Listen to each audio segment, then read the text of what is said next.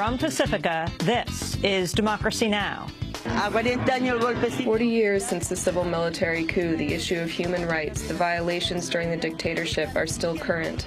This denial of justice. There are more than 1,300 processes open for 40 years. For 40 years, continuing the search for those who were arrested, who disappeared, who were executed without their remains handed back. Why don't they say the truth? Why don't they break their pact of silence?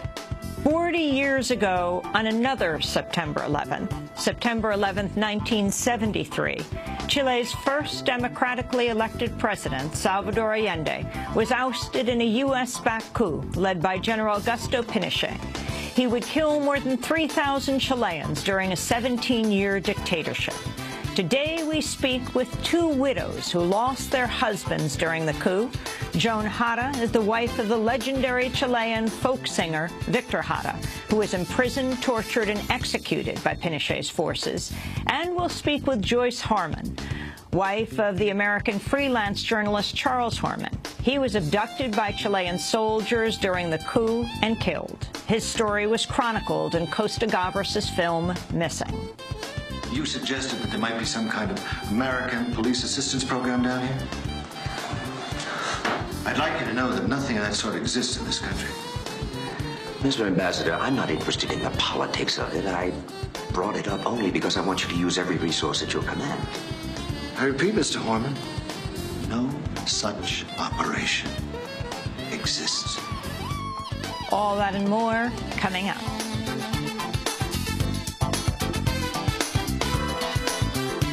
Welcome to Democracy Now!, democracynow.org, The War and Peace Report. I'm Amy Goodman. The Obama administration's expanding its push for congressional authorization to bomb Syria as lawmakers return from the summer recess.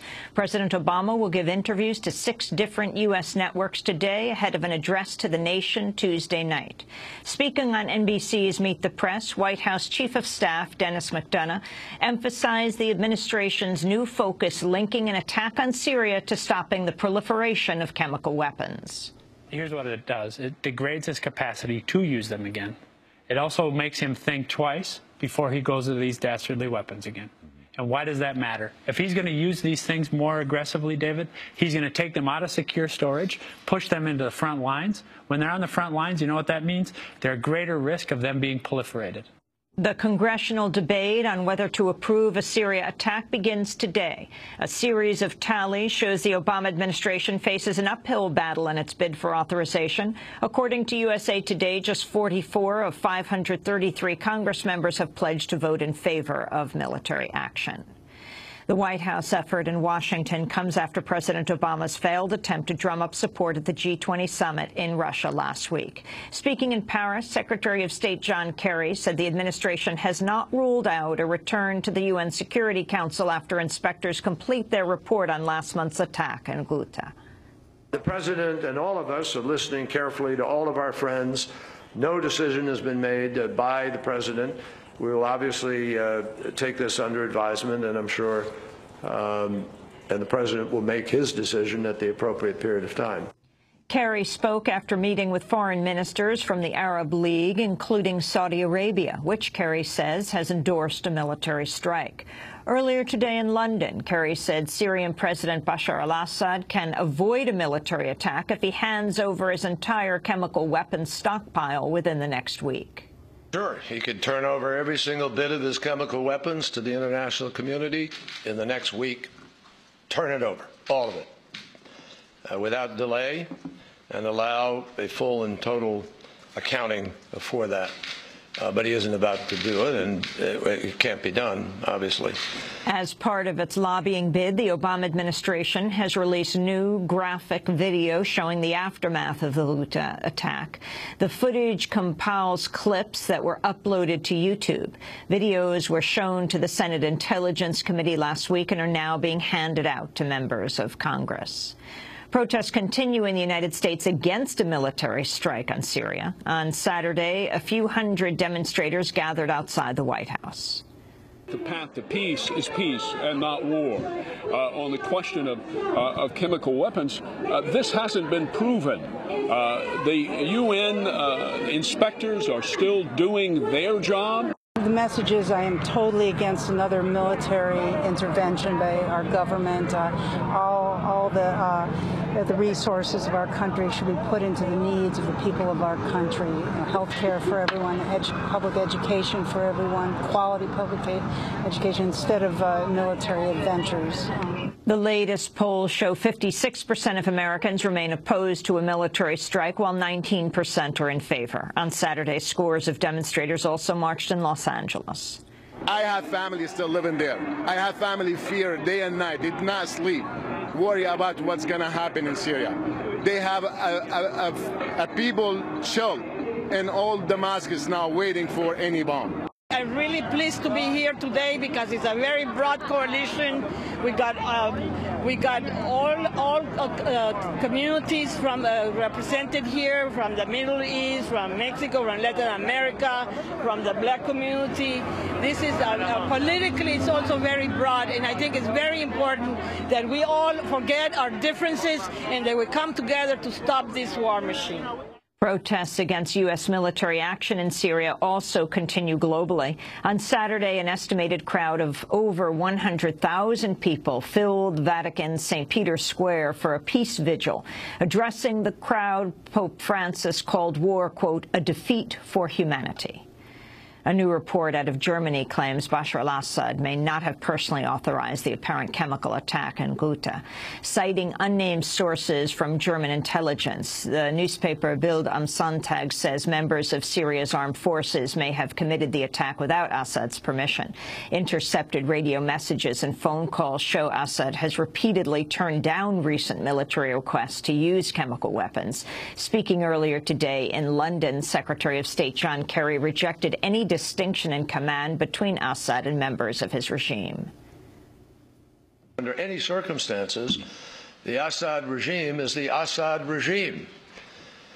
And the regime issues orders, and we have high-level regime that have been caught giving these instructions and engaging in these preparations, with results going directly to President Assad, and we're aware of that. So we have no issue about the question here of responsibility. There is none. The Assad regime is the Assad regime. In an interview with CBS News airing today, Assad issued a new denial, saying, quote, there has been no evidence that I used chemical weapons against my own people. A U.S. drone strike on Afghanistan has killed up to 16 people, including as many as 12 civilians. The attack came in the province of Kunar Saturday. The U.S.-led NATO occupation force reportedly bombed a truck carrying women and children after it picked up 3 suspected militants. In other violence, 4 Afghan officers were killed and dozens of civilians were wounded Sunday when Taliban fighters hit an intelligence compound in Wardak province. The latest disclosures from Edward Snowden show the U.S. has used the National Security Agency to spy on Brazil's state-run oil company, Petrobras. Brazil's biggest television network, Globo, reports Petrobras was among a group of companies, including Google, targeted by the NSA for undisclosed reasons. The NSA apparently tapped into Petrobras's internal communications network.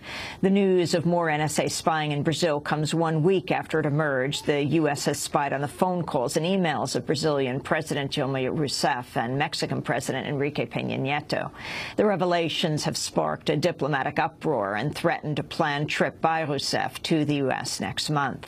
At the G20 summit in Russia, Rousseff said she raised her concerns directly with President Obama and added her visit to the U.S. will depend on how Obama responds.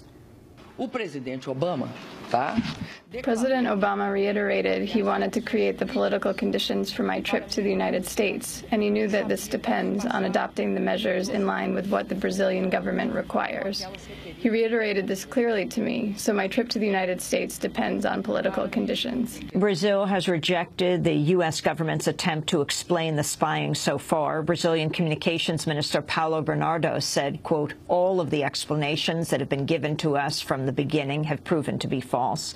In an interview with the Hindu newspaper, former Brazilian President Luiz Inácio Lula da Silva criticized the NSA spy program and said President Obama should, quote, personally apologize to the world. In another new leak from Edward Snowden, the German magazine Der Spiegel reports the NSA has developed the ability to tap into all the major smartphone models, including iPhones, Androids, and Blackberries. Thousands of people rallied in Mexico City on Sunday against the Mexican government's plans to overhaul the country's energy sector. The Mexican president, Enrique Peña Nieto, is pushing an effort to open the state-controlled oil company to investment from foreign multinationals. Addressing the crowd, former Mexico City mayor and presidential candidate Andrés Manuel López Obrador accused Peña Nieto of backing privatization. They're going to loot and finally destroy the national enterprise Pemex. That's why we can't dismiss the participation of all citizens from all social classes, because this is a punch against Mexico, against the majority of Mexican people. Protest in Mexico comes as Peña Nieto also faces a teacher strike against his education plan. Australia's elected a new prime minister from the right-wing Liberal Party after 6 years of governance by the more centrist Labour. Prime Minister-elect Tony Abbott has pledged to cut back foreign aid, undo measures to reduce emissions of greenhouse gases, and crack down on asylum seekers trying to reach Australian shores. A Chinese journalist who was imprisoned after the internet giant Yahoo worked with the Chinese government has been released after over 8 years behind bars. Shi Tao was arrested in 2004 for emailing a government document about the Tiananmen Square massacre to a pro-democracy group in the United States. He was jailed after Yahoo turned over his account information to Chinese authorities. Yahoo later reached a settlement with his family. Activists gathered in front of the White House Friday for the forced feeding of an activist who's been on hunger strike for over 2 months. Andrés Tomás Contreras has staged the fast in solidarity with hunger strikes at Guantanamo Bay, which is ongoing, and in the California prison system, which ended just last week. On Friday, Contreras was force-fed through a nasal tube as demonstrators looked on. He urged President Obama to either release Guantanamo prisoners or end their force feeding. A death row prisoner in Arizona has been released on bail after winning a new trial. Deborah Milk has spent over 22 years behind bars after being convicted of ordering the murder of her 4-year-old son. But she was freed Friday after it emerged prosecutors failed to disclose a key witness in her trial. Police officer Armando Saldate had a history of misconduct and lying under oath. And NAACP President Ben Jealous has announced plans to step down at the end of the year. Jealous became the NAACP's youngest ever president when he took the helm 5 years ago at the age of 35. He says he's leaving in order to spend more time with his family and to become an educator for youth. And those are some of the headlines. This is Democracy Now!, democracynow.org, The War and Peace Report. I'm Amy Goodman.